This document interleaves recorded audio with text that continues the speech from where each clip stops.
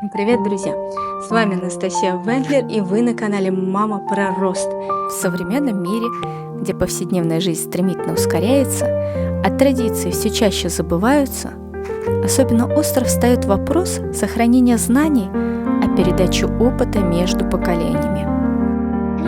И хотя у ремесленных традиций сейчас есть великолепный шанс на новую жизнь через современное переосмысление, все реже встречаются семьи, в которых дети с ранних лет перенимают знания и мастерство от старших поколений. Этот выпуск – первая часть серии, где мы будем говорить не только о ремеслах, но и о том, как живая передача знаний внутри семьи создает уникальный стиль и подход к жизни, формирует новые пути решения задач и помогает сохранять культурное наследие.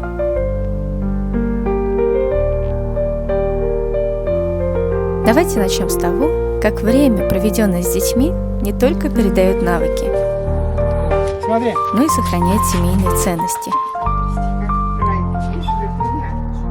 превращая их в современные форматы творчества.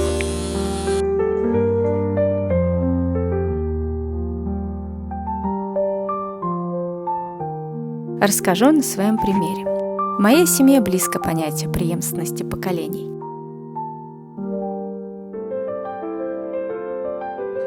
Александр Федорович, вот дедушка Брусенцев, был уважаемым в селе Троицкое портным. Его дочь, моя прапрабабушка Евдокия Брусенцева. Она рукодельница была, очень чистоплотная была, необыкновенно. Очень любили ее соседи, приходили, у нее снимали рисунки узоров вязания штор. Очень любили ее соседи. Это знание также спустилось на 4 поколения вниз. Моя бабушка, Любовь Ивановна Федорова, в гостях моя мама, Морозова Ольга, и я, и уже моя дочка продолжаем прабабушкино мастерство. Перейдем на другую ветку. Иван Егорович Коротких сладил в семье отличный сруб.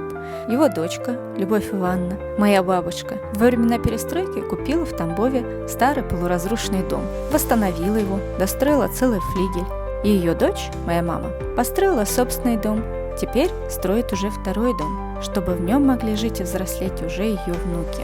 Ее дочь, то есть я, путешествуя по свету, все время занималась восстановлением реновации чужих домов. Это качество передалось моей дочке Полине, потому что с самого детства она наблюдает, как родители что-то строят, декорируют и чинят.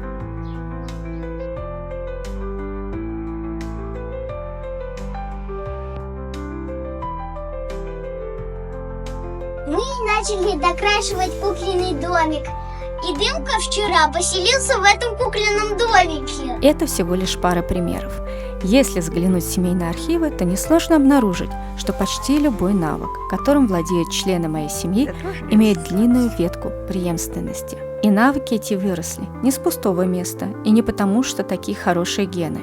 Дело в том, что дети в нашей семье очень много времени проводят именно в кругу семьи и впитывают семейные ремесла с измальства. Приведу простой пример. Моя бабушка, проработав в детском саду более 35 лет, из которых 17 была заведующей, при всем при этом не отдала меня и моих братьев в детский сад, а сказала: «Своих внуков я буду воспитывать сама». Так и получилось. Мы впитывали все, чем жила и дышала наша семья. В перестроечные годы люди вертелись как могли, поэтому в нашей семье могли смастерить практически все, что угодно. Так как у нас был дом в деревне, по полгода мы жили циклами природы. Сажали, пололи, собирали урожаи, выращивали кур, утят, варили варенье, закатывали овощи, помогали бабушке сооружать мебель в деревенском доме. Еще полгода мастерили с папой интересные конструкции. Осваивали инженерное дело, подглядывали в проявочную, когда негативы превращались в фотографии и развешивались сушиться на бечевку.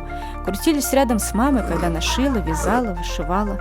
Все это заложилось на подсознательном уровне.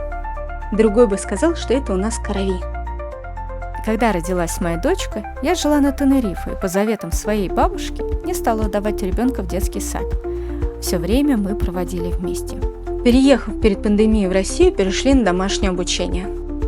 И помимо учебы активно вовлеклись в процесс стройки и благоустройства дома и сада. Помимо этого мы делаем большое количество совместных творческих проектов как промежуточный итог, в свои 11 лет Полина спокойно может починить все, что угодно – пластилином, скотчем, изолентой и клеем-пистолетом. Запросто соорудить дизайнерский наряд как кукле, так и себе. Испечь торт, сварить друзьям леденцы, сделать подарочный шоколад или коллекционную ватную игрушку. Она сама лечит и дрессирует своего кота, ухаживает за собственными курами, заботится о цыплятах. Уезжая на тренировки, убирает в загоне и выгуливает коня, может принести дров и растопить печку, преподает сверстникам йогу, ставит танцы, стреляет из лука и учится фланкировке шашкой.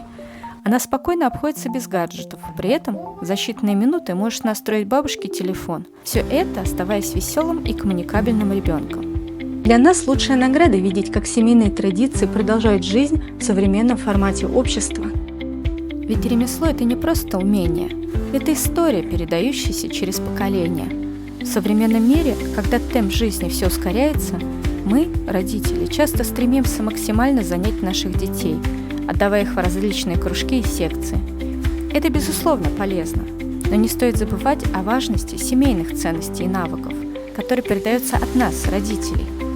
Когда ребенок воспитывается в семейной среде, где он видит и участвует в профессиональных бытовых делах своих родителей, он впитывает не только навыки, но и ценности, убеждения, которые формируют его как личность. Такой ребенок становится своим, со здоровым отношением к жизни, без необходимости искать признание на улицах или уходить в виртуальные миры. Да, внешние занятия обогащают детей новыми умениями, но именно в семье они находят ту прочную основу, которая помогает им расти и развиваться в гармонии с собой и окружающим миром.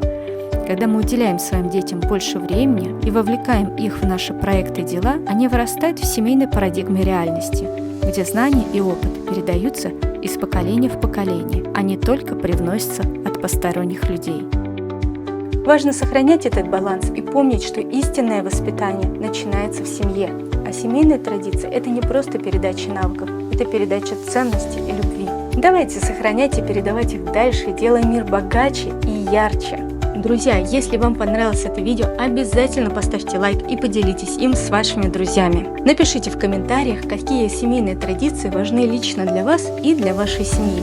Возможно, у вас есть своя история преемственности и уникальные навыки, которые вы передаете своим детям. Расскажите об этом. Давайте вместе создавать общество, где каждый может делиться историями и вдохновлять друг друга. С вами была Анастасия Вендлер. До скорых встреч на канале Мама про рост.